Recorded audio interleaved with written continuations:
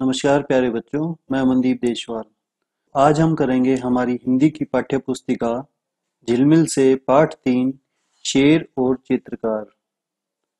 तो बच्चों, ये जो शेर और चित्रकार है यह एक कविता है जो राम नरेश त्रिपाठी द्वारा रचित है। तो जैसा कि यहाँ हमें दिख रहा है कि शेर और चित्रकार, तो यहाँ हमारे पास इस कविता में दो पात्र हैं, एक शेर और एक चित्रकार। तो आइए शुरू करते हैं कविता शेर और चित्रकार।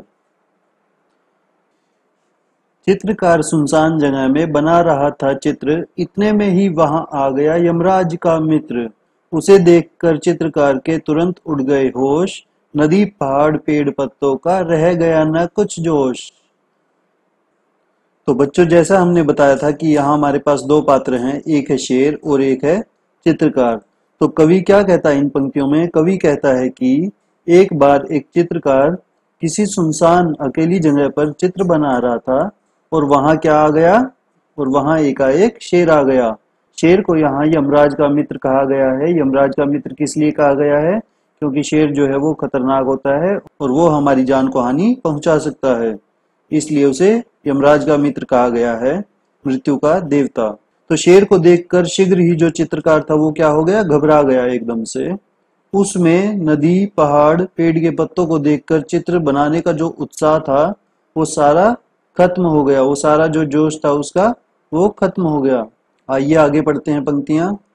फिर उसको कुछ हिम्मत आई, देख उसे चुपचाप, बोला सुंदर चित्र बना दूं, बैठ जाइए आप। उकड़ू मुकड़ू बैठ गया वह, सारे अंग बटोर, बड़े ध्यान से लगा देखने चित्रकार की ओर। इन पंक्तियों में कवि कहता है कि जब चित्रकार ने उसे शेर को कुछ देर चुपचाप खड़े देखा तो उसमें कुछ साहस आया और उसने क्या कहा? वह साहस बटोरकर शेर से बोला कि आप बैठ जाइए, मैं आपका एक चित्र बना देता हूँ, एक सुंदर सा चित्र बना देता हूँ। तो चित्रकार की बात मानकर शेर जो है अपना चित्र बनवाने के लिए वहां घुटने मोड़कर बैठ गया और बड़े ध्यान से वह चित्रकार की ओर देखने लगा। आइए पढ़ते हैं आगे क्या हुआ। चित्रकार ने कहा, हो गया आगे का तैयार, अब मुंह आप उधर तो करिए जंगल के सरदार। बैठ गया वह पीठ फिराकर चित्रकार की ओर, चित्रकार चुपके से खिसका जैसे कोई चोर। तो कवि कहता है कि जब शेर का आगे का हिस्सा बन गया, आगे का जो चित्र था उसका बन गया, तब उसने शेर से कहा कि आपका आगे का हिस्सा तैयार हो गया है, अब आप दूसरी तरफ मुंह करके बैठ जाइए ताकि मैं आपका पीछे का चित्र बना सकूं। चित्रकार की यह बात सुनकर शेर जो है अपनी पीठ चित्रकार की ओर कर लेता है और बैठ जाता है। उधर चित्रकार ने देखा कि शेर का ध्यान अब उसकी ओर नहीं है, तो चित्रकार वहां से चोरों की तरह भाग गया। आगे पढ़ते हैं।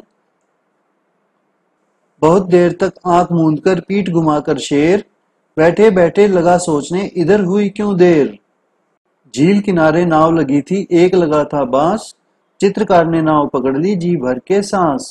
जल्दी जल्दी नाव चलाकर निकल गया कुछ दूर, इधर शेर था धोखा खाकर झुंझलाहट में चूर। इन पंक्तियों में कवि कहता है कि शेर काफी देर तक चित्रकार की ओर पीठ कर कर बैठा रहा, परंतु बैठे बैठे वह मन में सोचने लगा कि चित्रकार को उसका पीछे का चित्र बनाने में इतनी देर क्यों हो रही है। इधर चित्रकार झील के पास आया, वहां एक नाव खड़ी थी और एक बांस लगा हुआ था।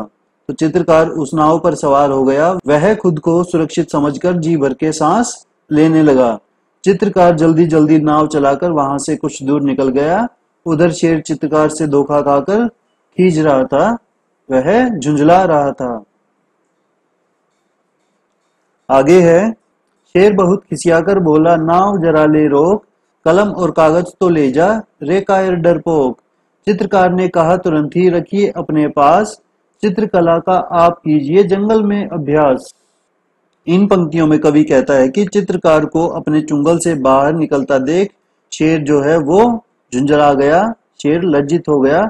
वह चित्रकार को बोला कि डरपोक चित्रकार, अपनी नाव रोक लो और कागज और कलम अपनी ले जाओ।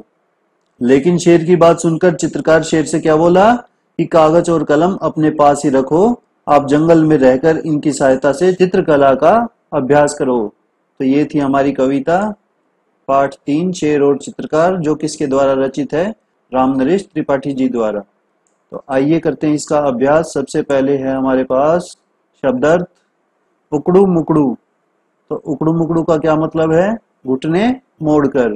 कायर डरपोक, खिसका भाग गया, खिसियाकर क्रोधित होकर, चित्रकार चित्र बनाने वाला, झुंझलाहट खीज या चिढ़, यमराज मृत्यु का देवता। आगे चलते हैं इसके प्रश्न उत्तर पर। तो क्या भाग है? शेर के आने से पहले चित्रकार जंगल में क्या कर रहा था? शेर के आने से पहले चित्रकार जंगल में चित्र बना रहा था। चित्रकार ने शेर से बचने के लिए क्या उपाय किया? तो चित्रकार ने शेर से बचने के लिए क्या उपाय किया? चित्रकार ने शेर से बचने के लिए उसे उसका चित्र बनाकर देने का लालच दिया। चित्र बनवाते समय जब शेर का ध्यान दूसरी तरफ था, तब वह चित्रकार वहां से भाग गया। प्रश्न नंबर ग, चित्रकार को नाव पर बैठा देखकर शेर ने उससे कागज कलम ले जाने के लिए क्यों कहा? चित्रकार को नाव पर बैठा देखकर शेर ने कागज कलम ले जाने के लिए कहा, ताकि जब वह चित्रकार कागज और कलम लेने के लिए उसके पास आए तब वह उसे खा जाए। अगला है, शेर को यमराज का मित्र क्यों माना गया है? तो जैसा कि हमने बताया था कि शेर बहुत शक्तिशाली होता है और वो अन्य प्राणियों को मारकर खा जाता है, तो इसलिए उसे यमराज का मित्र कहा गया है। अगला क्वेश्चन है, आप मुंह इधर तो करिए। चित्रकार ने शेर को किधर मुंह करने के लिए कहा? तो चित्रकार ने शेर को कहाँ मुंह करने के लिए कहा था? पीछे की तरफ, ताकि वह चित्रकार को ना देख सके। आगे है आपकी बात। चित्रकार अपनी चतुराई से बच गया। चित्रकार की जगह यदि आप होते तो बचने के लिए क्या करते? तो बच्चों, इसमें आपको अपना एक्सपीरियंस लिखना है कि अगर चित्रकार की जगह आप होते तो क्या करते। आप पेड़ पर चढ़ते या नाव पकड़ते चित्रकार की तरह, या कहीं भाग जाते? तो इसमें आपको अपने अनुसार उत्तर देना है। अगला है, चित्रकार ने शेर को जंगल का सरदार कहा था। आप चित्रकार की जगह होते तो शेर को क्या कहकर पुकारते? शेर जंगल का राजा तो होता ही है, हम उसे वन का राजा, जंगल का बादशाह, कुछ भी कह सकते हैं। अगला है, चित्रकार ने नाव पर चढ़कर जी भरकर सांस ली। आप किन किन अवसरों पर गहरी सांस लेते हैं? तो जब हम किसी मुसीबत से बचते हैं तो हम गहरी सांस लेते हैं। किसी प्रतियोगिता में जीतते हैं अगर हम, तो हम गहरी सांस लेते हैं। हम तेज भागते हैं, दौड़ते हैं काफी, तो उसके बाद भी हम गहरी सांसें लेते हैं। आगे है पाठ के आगे, शेर चित्रकार के कहने पर पीठ घुमाकर बैठ गया। बताइए वह बैठे बैठे क्या सोच रहा होगा? तो शेर क्या सोच रहा होगा कि चित्रकार जो है वह मेरा चित्र बहुत अच्छा बनाएगा। हो सकता है शेर कुछ और भी सोच रहा हो, तो जो आपके मन में है आप वो लिखिए। आगे है, यदि शेर के बुलाने पर चित्रकार अपना सामान लेने वापस आता तो क्या होता? तो अगर वो चित्रकार वापस जाता तो क्या होता? शेर उसे मारकर खा जाता। यदि झील के किनारे नाव नहीं होती तो चित्रकार अपनी जान कैसे बचाता? तो चित्रकार अपनी जान कैसे बचा सकता था? कहीं दूर भागकर या फिर किसी पेड़ पर चढ़कर अपनी जान बचा सकता था।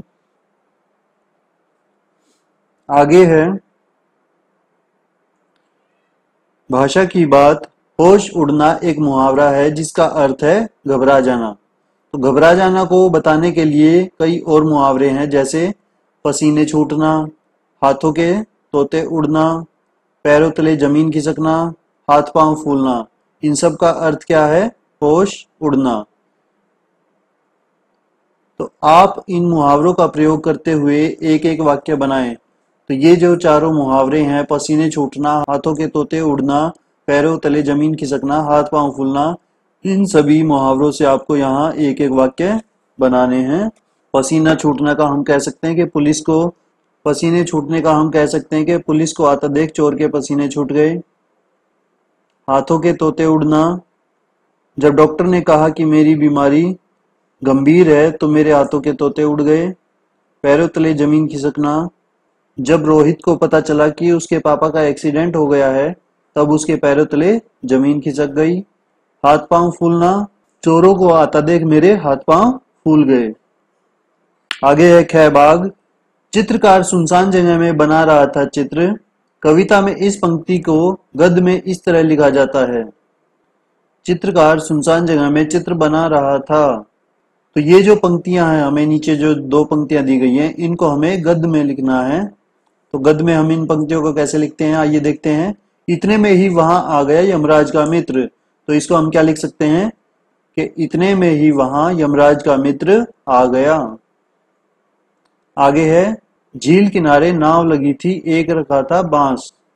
तो इसका हम गद्य क्या लिख सकते हैं कि झील किनारे एक नाव लगी थी और एक बांस रखा था। गै भाग है, चित्र बनाने वाले को कहते हैं चित्रकार। तो बताइए इन्हें क्या कहेंगे, गीत गाने वाले को। तो गीत गाने वाले को हम क्या कहेंगे, गायक।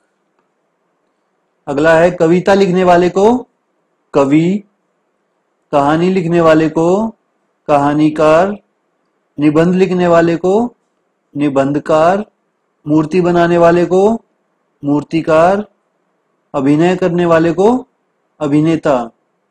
अगला है घ भाग, चित्र को देखकर कहानी को पूरा करें।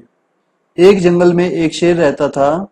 एक बार शिकारियों ने उसे पकड़ने के लिए जाल बिछाया और वह जाल में फंस गया। ये देखिए यहाँ चित्र में दिया हुआ है कि जो शेर है वह जंगल में एक जाल में फंस गया। तो बच्चों, आपको जो है इस कहानी को पूरा करना है और अपनी बुक्स में यहाँ इसको लिखना है। तो ये था हमारा पाठ 3, शेर और चित्रकार। उम्मीद है आप सभी को यह पाठ समझ आ गया होगा। धन्यवाद।